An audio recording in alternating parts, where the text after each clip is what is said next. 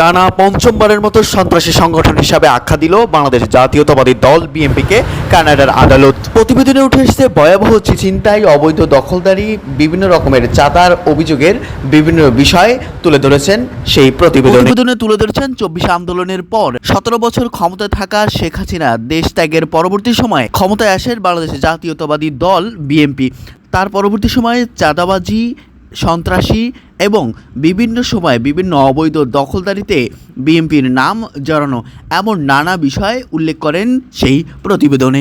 উল্লেখ করে ত্রয়োদশ জাতীয় নির্বাচনের পরবর্তী সময়ে বিএনপি সরকার ক্ষমতায় এলে প্রথমে তেলের দাম, পরবর্তীতে বিদ্যুৎ সহ নানা বিষয়ে ঘাটতি দেখা যায়, যা পূর্বে অন্তর্বর্তী সরকারকালীন সরকার থাকার সময় এমন ঘাটতি কখনোই দেখা যায়নি।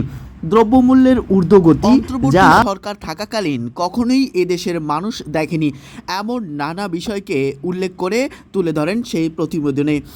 সামাজিক যোগাযোগ মাধ্যমে ছড়িয়ে পড়লে দ্রুতই ভিডিওটি ভাইরাল হয়ে যায়। তার পরবর্তী সময় নেটিজেনদের মাঝে শুরু হয় নানা আলোচনা, সমালোচনা। কেউ কেউ বলেন বাংলাদেশের বর্তমান অবস্থা শুধু খাম্বা আছে কিন্তু কারেন্ট নেই, এবং অপরদিকে হচ্ছে পরিমাণের থেকে বেশি অঙ্কের বিদ্যুৎ বিল। অপর দিকে তাকালে গ্যাসের দাম এবং অন্যান্য নিত্য প্রয়োজনীয় দ্রব্যমূল্যের দাম যেন আকাশ ছোঁয়া, কোনো কিছুই যেন নাগালে নেই, এমন নানা বিষয় উল্লেখ করেছেন সাধারণ মানুষ। তবে এ বিষয়ে নেতাকর্মীদের এবং অন্যান্য সাধারণ মানুষদের কথা রয়েছে, সরকার ৬ মাসের বাচ্চার মতো, তবে সরকার এসেই সব সমাধান করতে পারবে এমনটা কোথাও বলা নেই।